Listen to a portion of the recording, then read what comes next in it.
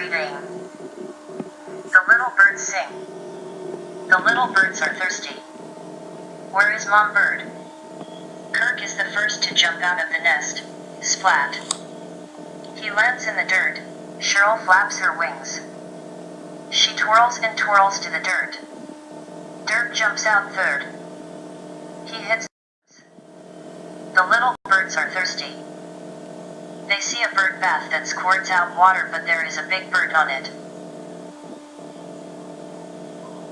She turns and smirks. It is Mom Bird. Kirk and Dirk run and jump in the water.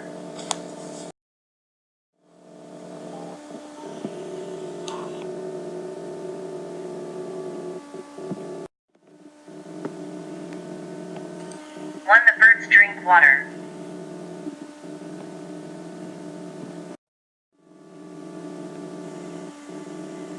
Two, the nest was made by the Mom Bird.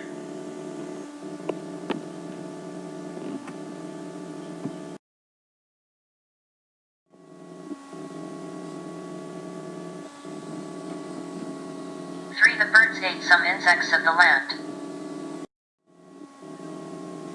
Four, the insects are carried by Mom Bird.